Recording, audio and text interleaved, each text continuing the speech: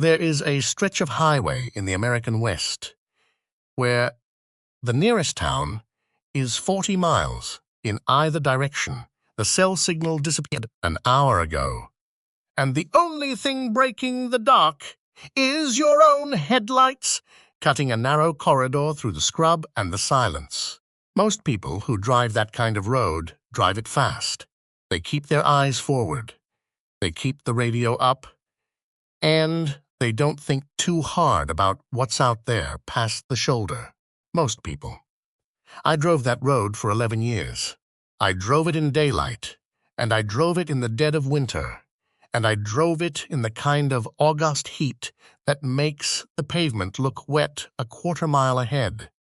I know that road the way some men know their own hands, and I am telling you, with complete honesty, that there is one night on that road I have never been able to fully account for. One night that sits in my memory in a category by itself. Not because it was dramatic, not because anything exploded or anyone got hurt, but because of what it left behind, what it left in my truck and what it left in me. This is that story. I'll tell it as plainly as I can. My name is Ray Colbert. I'm 61 years old.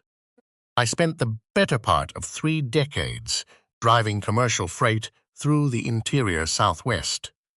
Utah, Nevada, Eastern California, the high desert corners of Arizona and New Mexico that most people only ever see from 30,000 feet.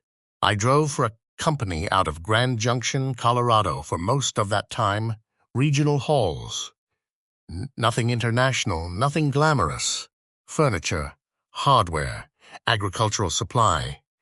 The kind of cargo that doesn't make the news and doesn't require special handling. I drove alone. I preferred it that way. I retired 4 years ago.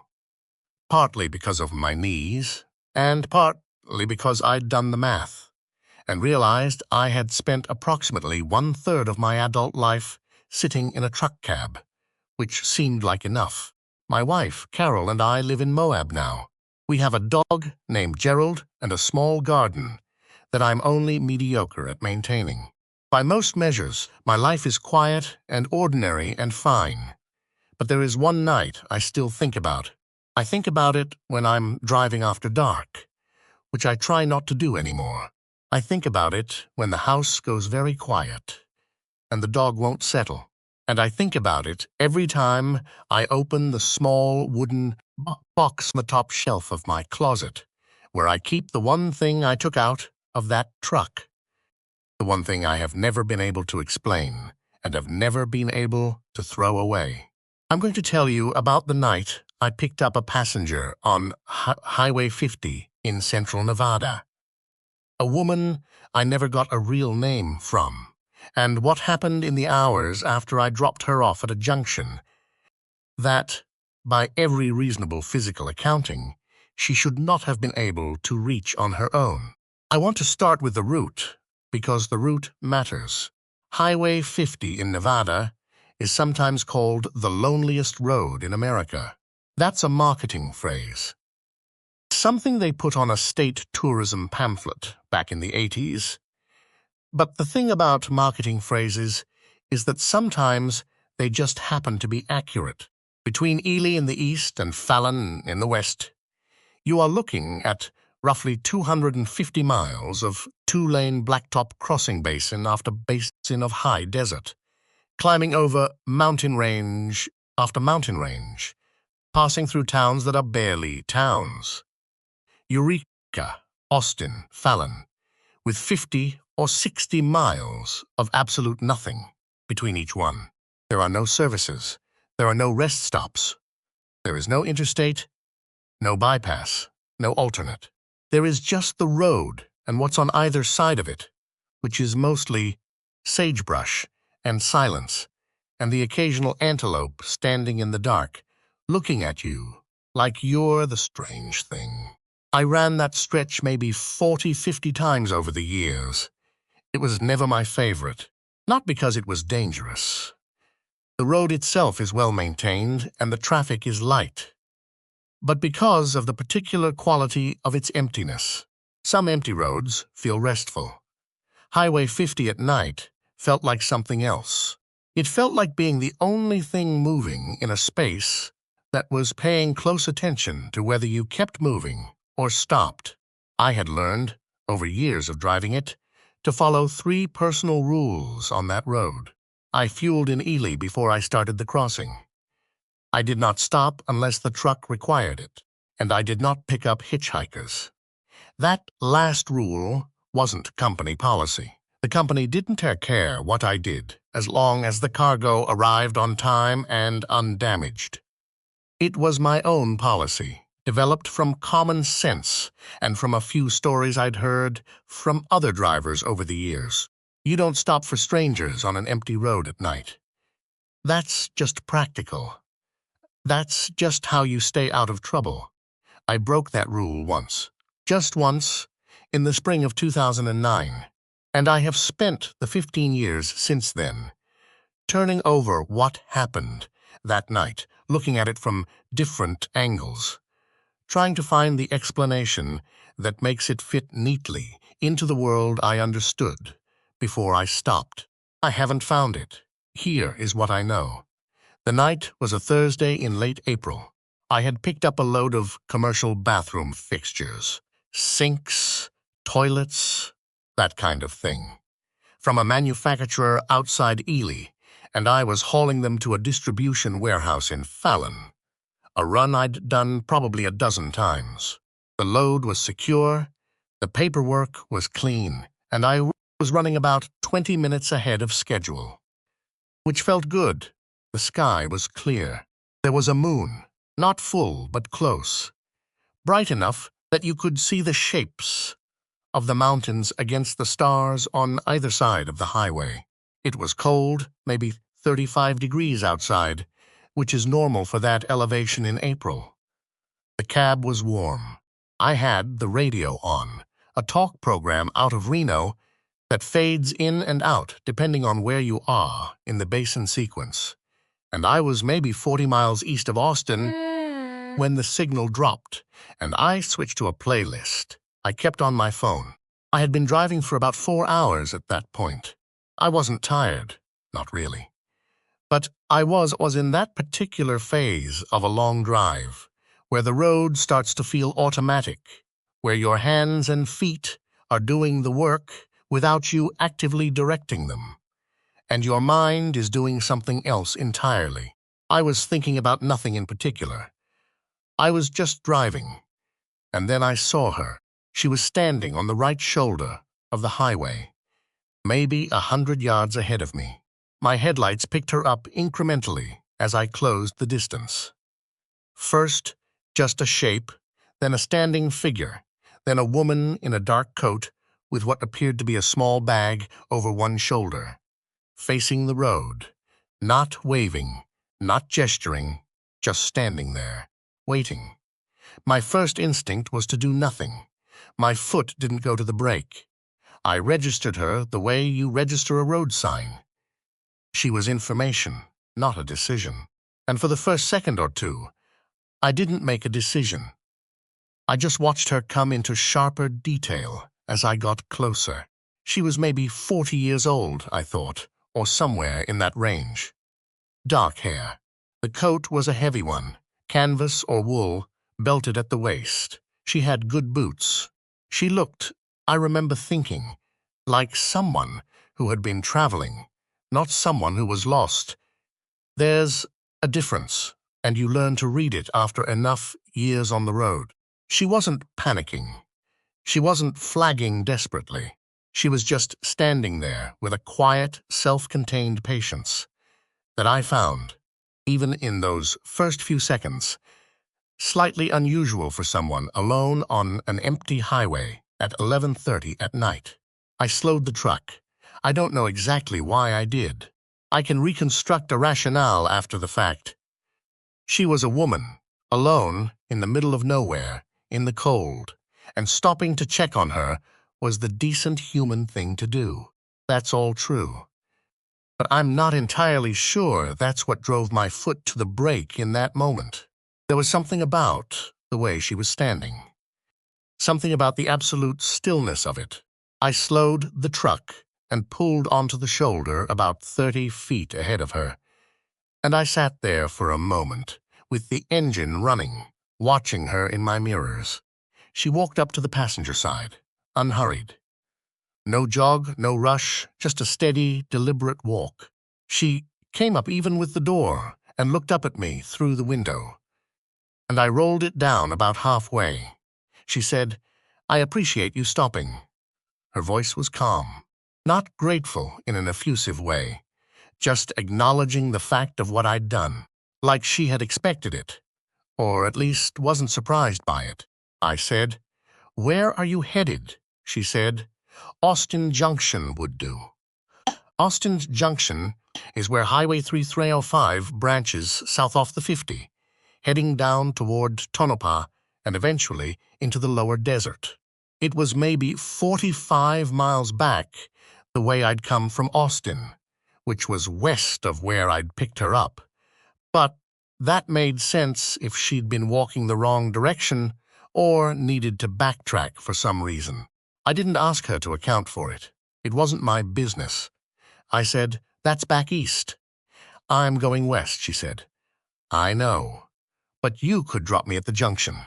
It's on your way." I thought about that for a moment. The Austin Junction wasn't exactly on my way. It would add maybe 10 minutes round trip if I took the side road, or nothing if I simply pulled to the shoulder, where 305 splits off from the 50, which is right on the main highway, and wouldn't cost me more than 5 minutes of stop time. I unlocked the passenger door. She climbed in without hurrying. She set her bag on the floor between her feet. The bag was soft-sided, dark, about the size of a small duffel, and it looked worn, the kind of worn that takes years to acquire. She settled into the seat and pulled the door shut, and for a moment she just sat there, looking out the windshield at the highway ahead. I pulled back onto the road. "I'm Ray," I said. "I know," she said. I looked at her. She was looking straight ahead, and there was a small, not unpleasant expression on her face. Not quite a smile. Something more neutral than that. "Your name's on the door," she said. "The truck." I relaxed slightly.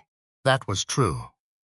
The company ran the drivers' names on the door panels, a practice I'd always found mildly intrusive, but had long since stopped thinking about. It was a natural misread on my part, hearing something strange in a response that was perfectly ordinary. "Right," I said. "What's yours?" She thought about that for a moment, which itself was a little unusual. People don't normally pause to remember their own name. Then she said, "May." Just that. No last name offered, and I didn't ask for one. We drove in silence for a few minutes. I turned the music down without thinking about it. Not off, just lower, which is what you do when there's another person in the cab. She didn't seem to mind the silence, which I appreciated. A lot of people, when they get into a vehicle with a stranger, feel compelled to fill the quiet. She didn't. She sat with her hands in her lap and looked out the passenger window, and I drove. After a while I said, "You broken down somewhere?" She said, "No," I waited. She didn't add anything. I said, "It's a cold night to be on foot." She said, "It's all right." That was the thing about her speech, I noticed, that I found myself noting even in those first few miles. Not what she said, but the construction of it. Short, direct sentences. No filler, no nervous chatter. Most people, when they're in a situation like hers, stranded on an empty highway at night, accepting a ride from a stranger, operate at some elevated emotional register, whether it's relief or anxiety or the slightly manic quality of gratitude. She was operating at the same level as someone sitting in their own living room. It should have made me more comfortable. For some reason, it did the opposite. I drove. The road was empty in both directions. The moon was up and clear, and in the basins where the terrain flattened out, you could see a long way across the desert floor, the pale sage and the dark shapes of distant ranges, and nothing else. I checked my mirrors every few minutes, habit. The road behind me was black and unoccupied. "About 20 minutes in," she said. "There's a dry lake bed about 3 miles ahead on the left. You can see it when the angle is right." I looked. I knew the area well enough to know she was probably right about the lake bed. There are a number of them in the central Nevada Basin country. Old Pleistocene remnants, perfectly flat white salt pans. But it was a specific thing to say, unprompted, in the middle of silence, with the timing and precision of someone reading off a map. I said, "You know this stretch?" She said, "Some." About 2 minutes later, the road bent slightly left, and through a gap in the brush, on the south side of the highway, I could see the lake bed. She was right about the angle. You could only see it for about a quarter-mile of driving, just a pale horizontal expanse glinting faintly in the moonlight before the brush closed back in. It was exactly where she'd said it would be. I said, "You travel this road a lot?" She said, "I've been through here before." Neither of those answers was unusual. The dry lake bed is a real geographical feature. Anyone who knew the road could have told me about it. But the timing was precise enough that it stayed with me. The fact that she had mentioned it exactly far enough in advance that I had to take it on faith before the road confirmed it. She lapsed back into silence. I drove. What I want to try to describe next is something that is difficult to articulate, because it's not a specific event. It's a quality of the air inside the cab. I've spent a lot of years in truck cabs, a lot of hours in enclosed spaces, and I know what it feels like to share that space with another person. The cab warms up between two bodies. You hear breathing, small movements, the sound of clothing against the seat. The space becomes inhabited in a way that is mundane and ordinary and human. Somewhere around the halfway point of that 45-mile stretch, I became aware that the cab didn't feel that way. It was warm. I had the heat on, but the warmth didn't feel shared. There was no ambient sense of another person in the seat beside me. No peripheral weight, no small sounds of presence. I could see her clearly when I glanced right.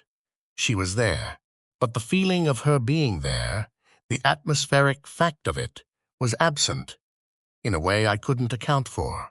I didn't say anything about this. There was nothing to say. It wasn't something I could describe without sounding like I'd lost my mind. I looked at her again, more deliberately this time, using the excuse of checking my mirror to turn my head slightly. She was sitting in exactly the same position she had been in for the past 40 minutes. Hands in her lap, looking forward, coat belted, bag on the floor. She had not shifted, had not crossed her legs, had not adjusted anything. She looked like a person doing a very precise imitation of sitting still. I turned back to the road. A few miles later, I put my hand on the heat control and turned it up slightly, more out of something to do than because I was cold. I glanced at the temperature gauge on the dash.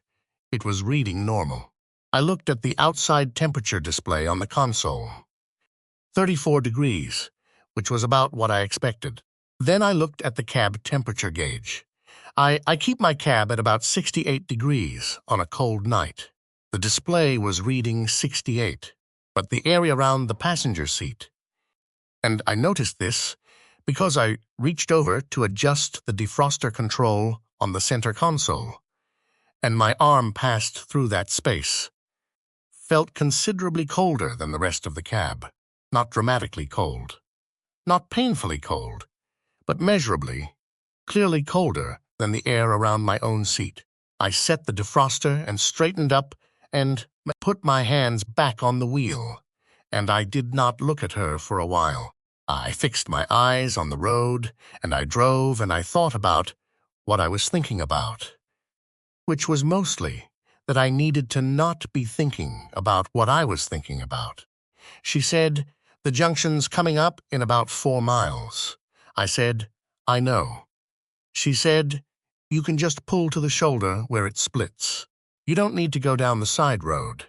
I said, "That's what I was planning." She said, "Good." Those were the last words she said to me directly. I drove the 4 miles. The junction appeared in my headlights. The green highway sign, the white line of the 305 branching south, the T-shaped configuration of gravel shoulder that opens up there where the 2 roads diverge. I pulled to the shoulder on the right side of the highway and stopped. I put the hazards on out of habit. I looked at her. She was already looking at the door, her hand on the handle, her bag lifted from the floor. She pushed the door open, and the cold air came in sharp and immediate, and she stepped down to the shoulder. And she said, without turning around fully, "Thank you, Ray." She pulled the door shut. I watched her in my passenger mirror.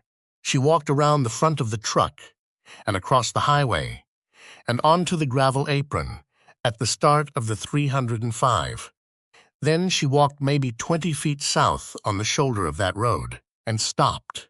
She stood there the way she had been standing when I first saw her, still, upright, patient, like she was waiting for the next thing. I sat there for longer than I should have, watching her in the mirror.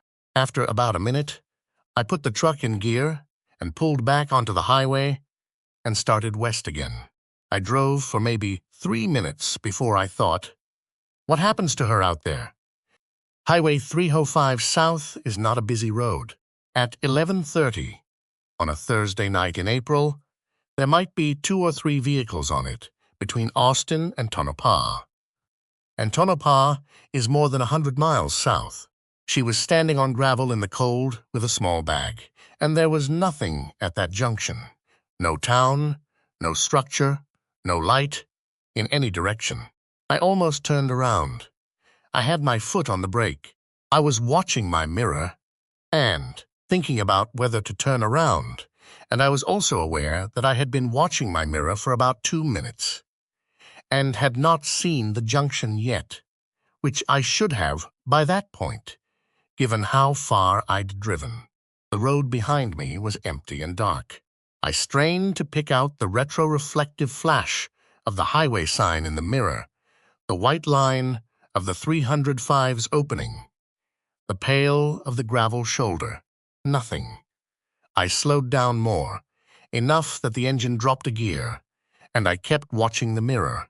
The junction should have been visible for close to a mile behind me at that point, just the flat terrain, and the moonlight, and the sign.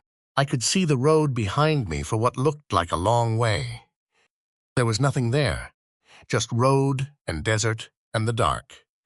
I told myself I'd miscalculated the distance, that the curves of the road were obscuring it, that I was turned around about where I was, relative to the junction. I have driven that road 50 times, and I know where the junctions are. But I told myself these things because they were the available explanations, and I continued west. I did not turn around. The next 30 miles into Fallon, I drove at a consistent speed with my eyes mostly on the road and my mirrors checked every 2 minutes and my hands in the correct position on the wheel. Controlled, normal, doing the job. I kept the music off. I reached the Fallon warehouse at midnight, backed in to the loading dock, and waited for the night crew to come out and start unloading. I sat in the cab while I waited, and I turned on the overhead light and looked at the passenger's seat, and I noticed 2 things. The first thing was that the seat looked undisturbed. I keep the seat in the same position, the same angle. I'm the only one who uses the truck, and the seat is set for my proportions, not for a passenger. When someone sits in the passenger seat, it compresses the cushion, leaves an impression. I've had passengers before. There's always a trace of occupation, some slight flattening or shift. The seat looked exactly the way it looks every morning when I start a run, like no one had sat in it. The second thing was on the floor. Where her bag had been, on the passenger side floor mat, there was a faint mark on the rubber that might have been water, or might have been nothing. In the loading dock light, it was hard to say. But there was something else. Tucked against the base of the seat, where the floor meets the seat rail, there was a small stone. A smooth, oval stone, dark gray, with a faint banding of something lighter, about the size of a hen's egg. Water-worn, the kind of stone you find in a riverbed. I picked it up. It was cold. Not just cool. Not the ambient temperature of a stone that's been sitting in a truck cab for hours, but actively, distinctly cold, the way a stone feels when it's been sitting in a mountain stream. It was the kind of cold that makes you pull your hand back slightly when you weren't expecting it. I set it on the console and looked at it for a moment. The night crew came around the back of the truck and knocked on the trailer door to signal they were ready, and I climbed out and went through the unloading documentation and got my signatures and drove the empty truck back to the company yard in Grand Junction. The stone sat on my console the whole way home. I want to be clear about something before I continue. I am not a superstitious man. I grew up Methodist in central Colorado, the kind of plain, practical faith that doesn't spend a lot of time on the supernatural.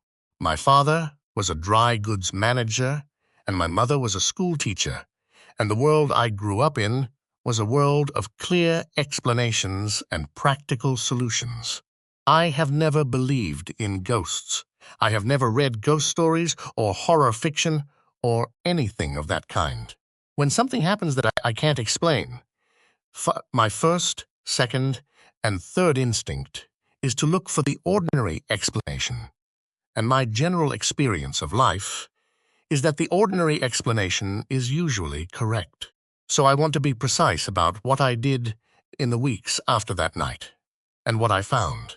The first thing I did was call the Nevada Highway Patrol's non-emergency line. I told them I had picked up a woman on Highway 50, approximately 40 miles east of Austin, and dropped her at the junction with 305, and I wanted to report it in case anyone was looking for a person on foot in that area. The dispatcher asked me a few questions. When? Where exactly? What did she look like? I answered as completely as I could. The dispatcher said they had no active missing persons, reports matching that description in that area, and no incidents reported in that corridor that night. She said she'd log it. I thanked her and hung up. The second thing I did was call the Austin town office. Austin, Nevada, has a population of about 200 people, and it has a small municipal office and a sheriff's substation, and asked if anyone had reported a woman walking on the highway east of town. They hadn't. The third thing I did was look at a map. I keep a Nevada state road map in my cab, a physical paper one, because cell signal on Highway 50 is unreliable, and I've always trusted paper more. I spread it out on my kitchen table and looked at the junction of Highway 50 and Highway 305. It is exactly where I know it to be, in the right place, labeled correctly, nothing unusual about it. I traced my finger along the highway from where I had picked her up, counting the approximate distance. 45 miles, give or take. I looked at the terrain around the junction. I looked at what was south of it, down Highway 305. The first named location is a place called Carver's Station, which is not really a town, just a cluster of structures that used to service mining traffic and now services almost nothing. It's about 18 miles south of the junction. Below that is open desert for another 40 miles before you hit Tonopah. I thought about what she could have been traveling to, where she could have been coming from. I thought about the fact that she had known precisely where the junction was and how far we were from it. I thought about the fact that she had been standing on the side of the highway alone at 11:30 at night in 34-degree weather, without distress, without apparent urgency, without a story. I thought about the cold in the passenger side of the cab. I thought about the stone. I had put the stone on my desk when I got home, and it was still sitting there, and it was still cold. Not dramatically cold anymore, but cooler than the ambient temperature of the room, in a way that was noticeable when I picked it up. I had touched it several times over the first few days, half expecting it to normalize, to warm up to the same temperature as everything else around it. It hadn't. My wife, Carol, came over to the desk to look at it. She picked it up and set it back down and said, "That's a pretty stone. Where'd you get it?" I said, "Nevada." She said, "From the river?" I said, "I found it in the truck." She nodded and went back to what she was doing. I didn't tell her the rest of it. I'm not sure why. Part of it was that I knew how it would sound. Part of it was that I was still in the phase of looking for the ordinary explanation, still working through what the story was, before I committed to a version of it. And part of it was something harder to name. A sense that the thing that had happened was mine to figure out, mine to carry until I understood it, and that handing it to someone else before I'd done that work would be a kind of abdication. Over the following month, I made 2 more calls. The first was to a colleague of mine, a driver named Pete Haverford, who had run Highway 50 for about 20 years, and knew that corridor better than almost anyone I'd ever worked with. I described where I'd picked her up, where I'd dropped her, what she'd looked like, and asked if he'd ever seen anyone walking that stretch. He thought about it.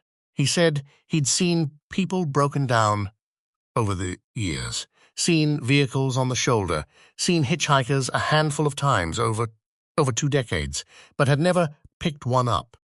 He said the last person he'd seen on foot on that road who wasn't next to a broken vehicle was a man walking east near the Eureka Cutoff, maybe 10 years ago. He said the man had looked fine, had waved him off, and he'd driven on. He said there was no particular mystery to people being on that road on foot. It happened, but that it was unusual enough that he always remembered it when it did. I asked him about the junction with 305. I asked him if there was anything out there, any structure, any reason someone would specifically want to be dropped at that junction. He said no. He said the junction was just a junction. He said if someone wanted to go to Tonopah, they'd take the 305, but they'd need a vehicle, not a standing start at the junction in the middle of the night. The second call was more difficult to make, and I'm not entirely sure why I made it. I had a cousin on my mother's side, a woman named Diane, who had gone to college and become a geologist. She works for a state survey office in Colorado. I drove to see her, and I showed her the stone, and I asked her, without telling her the full context, where she thought it came from. She turned it over in her hands for a while. She held it up to the light. She put on her reading glasses and looked at the banding. Then she set it on the table and said, "It's a piece of shale with quartz banding. The shale is pretty fine-grained, which suggests it formed in a low-energy environment, deep water, slow deposition. The quartz veining is secondary, hydrothermal. The rounding is from water transport, probably a significant period of it." I said, "Is it from Nevada?" She said, "I mean, it could be. There's shale in central Nevada, sure. But this particular banding pattern, the quartz coloration." She picked it up again and looked at it. This looks more like something from the northern California coast ranges, or maybe the Klamath Mountains. The mineral assemblage is a little unusual for central Nevada basin country. I said, "How unusual?" She said, "I wouldn't say it's impossible.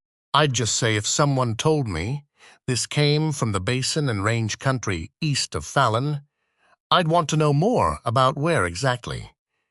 She handed it back to me. "Why?" "Where did you find it?" I said. "In my truck, after a Nevada run." She said, "Somebody probably just picked it up and it fell out of their pocket." I said, "Probably." I drove home with the stone in my jacket pocket, and I thought about the fact that the stone was from somewhere other than the place I found it.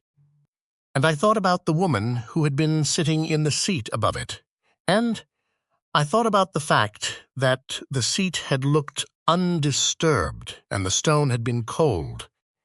And I thought about all of this in the way I had been thinking about it for a month, which is to say, carefully and without conclusion. I need to tell you about the one other thing. The thing that I have thought about more than any other part of that night, and have been the slowest to accept.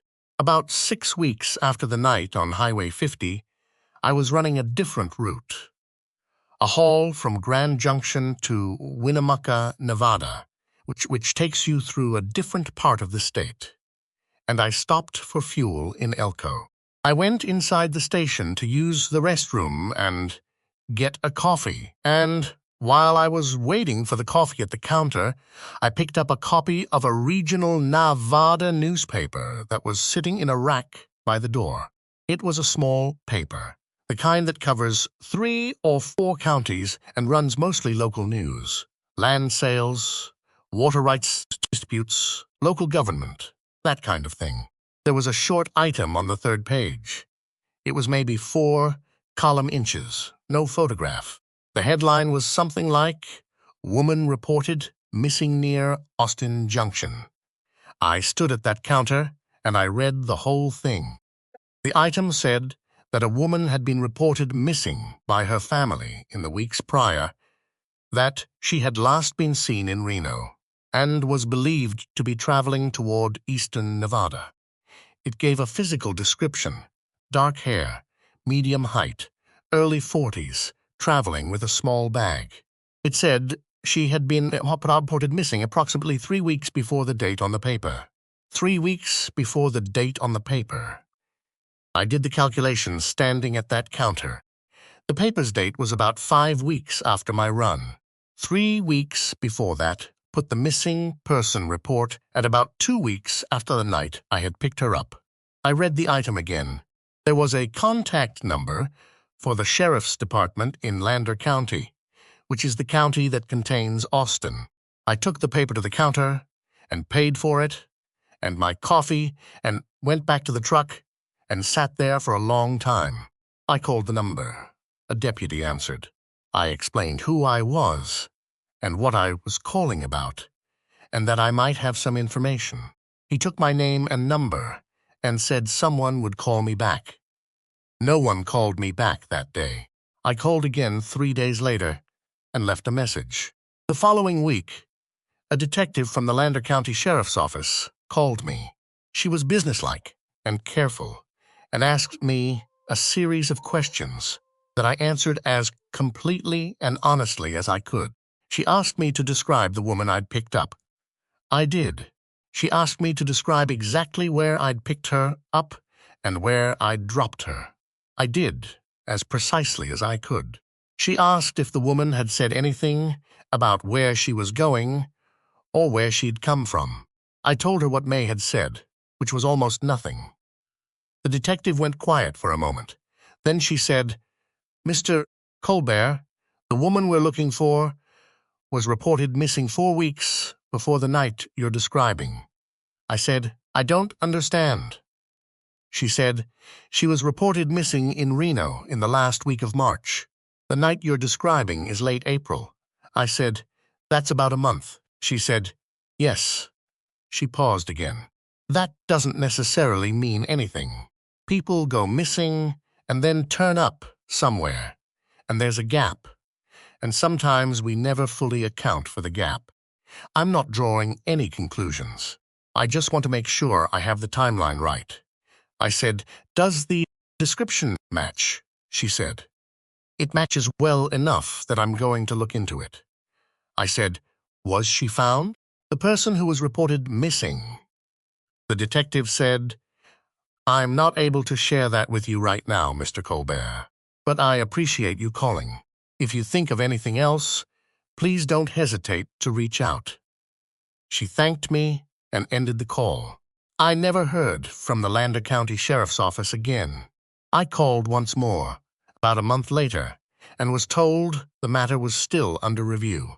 After that, the number rang through to voicemail and was never answered. I stopped calling. I have searched for information about that case a number of times over the years. I have found nothing definitive. There are a handful of cold missing persons cases in central Nevada from that general period, and it's possible the woman in the newspaper item was never located. It's also possible she was found, and the case was closed quietly, and I was simply not informed because I was a peripheral witness with limited relevant information. Both of those explanations are possible. Neither of them addresses the cold in the passenger seat. I want to tell you one more thing, and then I'll be done. I worked for the company for 4 more years after that night. In those 4 years, I ran Highway 50 approximately 22 more times, by my count. Every time I drove that road, I looked at the passenger seat before I got in. I don't know what I was looking for. There was never anything there. But there was one more night on that road, about 2 years after the night I've been telling you about. Spring again. Similar weather, similar time of year, when I was eastbound this time, coming back empty from a pickup delay in Fallon and heading back to Grand Junction. I was driving through the same stretch of Central Basin, maybe 15 miles west of where I'd first seen her, and the radio was doing the same in and out, fading it always did in the basin sequences. And for a moment, in that particular dead zone, where the signal goes to nothing and they're just static, I heard something. It might have been a voice. It might have been interference, the kind of artifact you get from a signal bouncing off terrain in unpredictable ways, the kind that occasionally sounds like speech when it isn't. I know how that works. I know radio static produces patterns that the human brain, which is built to recognize speech, will sometimes interpret as words even when there's nothing there. But I heard something. For about 4 or 5 seconds, in the middle of the static, there was a pattern that sounded like a voice that was calm and unhurried and unhigh, a woman's voice. And what I heard, or what I thought I heard, which is the honest way to put it, was 2 words: "Thank you." And then the signal came back, and it was the talk program out of Reno, a man discussing the upcoming baseball season, and the cab was the same temperature throughout, and the road ahead was empty in both directions. And I drove on. I have the stone still. It lives in a wooden box on the top shelf of my closet, where it has lived for 15 years. The box was a cigar box originally.